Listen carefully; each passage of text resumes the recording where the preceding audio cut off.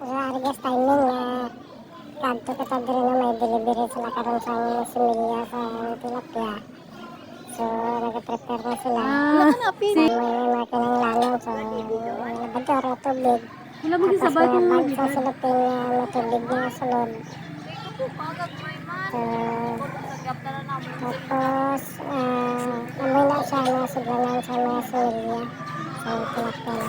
Sa nakiluhan ato oxygen.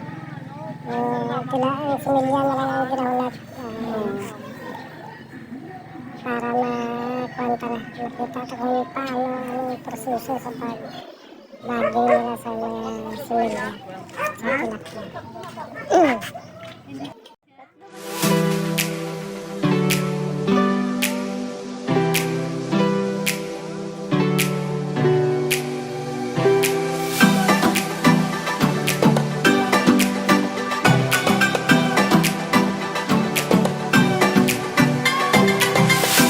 Dire sa guys sa Barritres ko Rizal Banya sa Cotabato sa Purok Sanuan. So dire sa Ferraris ang Parkon Farm. Amoy na yung mga kuan tag-iya sa pan nga kuhaan sa similya.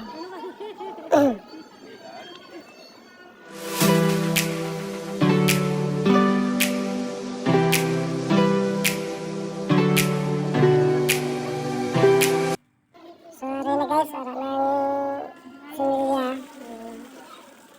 So, ganda tayo sa labador, wala tubig. So, tapos, ang ginasunod sa kilo. So, ang sunod sa every bag, sa kada bag nila. Ang tao natin kung pila. So, isa kilo, no? So, siguro ang kadamuon sa isa kilo, mga butang siguro natin mga 800 to 900 siguro na kabilog.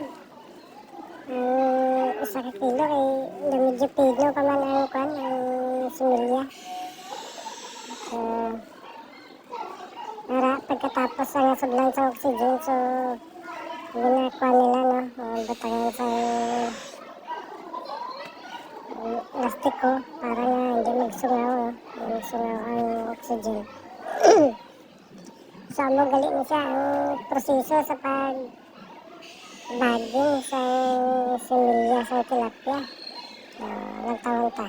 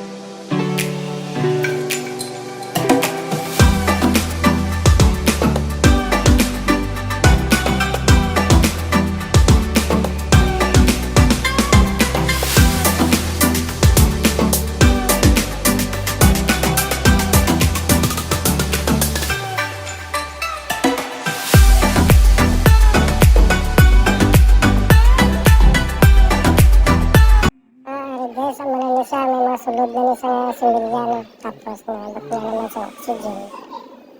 Ano na sa karoon ang kwan, siya, din siya ginadala. Kung nila baitin siya, baitin para mas madali siya isip na. Mura ni tanan, kabilugan na na-harvest nila. So, mga 112 bags.